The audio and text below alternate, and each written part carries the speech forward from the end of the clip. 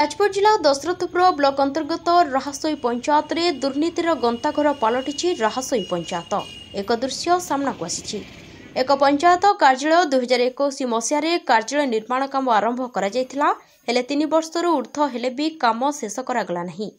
ଏଠି ସ୍ଥାୟୀ ପଞ୍ଚାୟତ କାର୍ଯ୍ୟାଳୟ ନଥିବାରୁ ସାଧାରଣ ଲୋକେ ନାହିଁ ନଥିବା ଅସୁବିଧାର ସମ୍ମୁଖୀନ ହେଉଛନ୍ତି।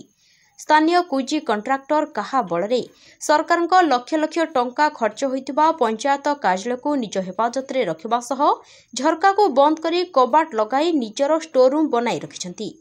ଏଠି ସାଧାରଣ ଲୋକଙ୍କ ପ୍ରଶ୍ନ, ବ୍ଲକ ପ୍ରଶାସନ ଜାଣି ନ ଜାଣିଲା ଭଳି ଚୁପ୍ ରହିବାର କାରଣ କ'ଣ? ସ୍ଥାୟୀ କଣ୍ଟ୍ରାକ୍ଟର ଓ ପଞ୍ଚାୟତକୁ ଆସୁଥିବା ଅଫିସରଙ୍କ ମଧ୍ୟରେ ମଧୁଚନ୍ଦ୍ରିକା ଥିବାର ଖବର ଏବେ ଚର୍ଚ୍ଚାର କେନ୍ଦ୍ରବିନ୍ଦୁ ପାଲଟିଛି। ଏଠାରେ ପଞ୍ଚାୟତବାସୀଙ୍କ ଦାବି, ଦଶରଥପୁର ବିଡିଓ ପଞ୍ଚାୟତ କାର୍ଯ୍ୟାଳୟ ନିର୍ମାଣ କାମ ସାରିବା ସହ ପଞ୍ଚାୟତ କାର୍ଯ୍ୟାଳୟକୁ ହସ୍ତାନ୍ତର ପଞ୍ଚାୟତକୁ କରାଯାଉ। ଯାଜପୁର ଅଶୋକ ପତିଙ୍କ ରିପୋର୍ଟ, ଜୟଦେବ ନ୍ୟୁଜ୍।